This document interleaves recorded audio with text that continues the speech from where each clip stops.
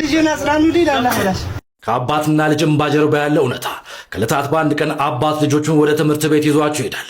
እነሱም ሰርክ እንደሚያደርጉት ምሳቃቸውን ገልብጠው ለአንድ ምስኪን ታዳጊ ሕፃን ልጅ ሲያበሉም ይመለከታል። እሱም ቪዲዮ ያዩ ሰዎች ሁላ ማን ቢያሳድጋቸው ነው አሉ። አባትም ኒዛም ይባላል። ታዲያ እሱም ቤተሰቦቹን ለማስተዳደር ትንሽዬ ሱቅ አለችው። ኒዛም ፋሽን በምትባልም ተሰይማለች። ሕይወቱን የሚያስተዳድረው ልብስ በመስፋት ነው። ታዲያ አባታቸው የሚያደርገውን ነገር ያስተውሉና ያውቁ ነበር። እናትና አባት የሌላቸው ልጆች ልብስ ያለብሳል፣ እባካችሁን ደግፋቸው ይላል። እዚህም ቤቱ በየቲሞች ይታወቃል። ሁሉም የቲሞች እየመጡ ልብስ ይጠይቁታል። እሱም ሳያሳፍር እየሰጣቸው ይሸኛቸዋል።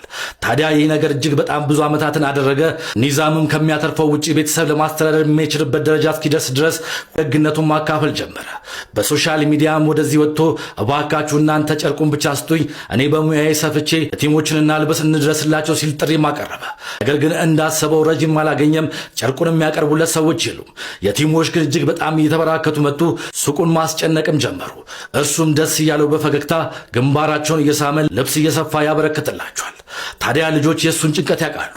ቤቱ ጎደል ሲል ጨርቅም ሲያጣ እሱ የሚያስተዳድርበትም ነገር እያጣ ሲመጣ ልጆች የአባታቸውን ጭንቀት ተረድተዋል። ነገር ግን እንደሱ ባሳደጋቸው መንገድ መልካም ነገር ማድረጉን እንዳያቆም ፈልገዋል።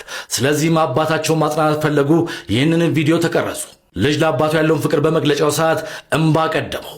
አባትም ምን ሆነብኝ ነው ኧረ ማን ያጽናናልኝ ሲል ተደመጠ። ልጅም ይህንን አለ፣ ችግር ይገባኛል፣ መጨናነቅ ይገባኛል፣ ነገር ግን የቲሞች የምታለብሰውን ስራህን እንዳታቆም አለ።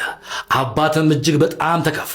ምክንያቱም ልጆቹ ደርሰው በዚህ ልክ ባሰባቸውና በልጅነታቸው ሌላ ሰዎች ማሰባቸው እሱ ባሳደገበት መንገድ ልክ ናቸውና ነው። አባትም እጅግ በጣም በስሜታዊነት ይህንን ተናገረ። አባት ልጁ ፊት ለፊት ምንም ቢሆን አያለቅስምና እባክህ ልጅ አታስለቅሰኝ፣ ኢንሻአላህ ፈጣሪ በፈቀደው ሁሉ እኔ መቼም አላቆምም፣ ሰው ረዳኝም አልረዳኝም ይህንን ነገር እቀጥላለሁ ሲል ተደመጠ። ብዙዎቹም የአባትና የልጅን ፍቅር አዩ። እነሱንም እንባ በሐዘን ተጋሯቸው። አሁንም ኒዛም ፋሽንን ማገዝ የምትፈልጉ ካላችሁ ይሄው አካውንቱ፣ እናንተ ጨርቅ አንጡለት፣ እሱ በሙያው የቲሞቹን ያለብሳል። ታዲያ እነዚህ አባትና ልጅ ሰሞኑኛ ሶሻል ሚዲያ ላይ ሲንሸራሸር በነበረው ቪዲዮ እጅግ ብዙ ሰዎች ልብ ውስጥ ቀርተዋል። እናንተ ለነሱ ያላችሁን ፍቅር እንዴት ትገልጹታላችሁ? ሚዛን ወንድሜ የምታመልከው አላህ የልብህን መሻት ይሙላልህ። ኢንሻአላህ ይህን ነገር እንደማታቆመውም እርግጠኛ ነኝ። ልጆችን አላህ በጸጋና በሞገሱ ያሳድግልህ፣ ለአንተም ብርታቱን ይስጥላለሁ። ይህ የሚኖር ሕይወት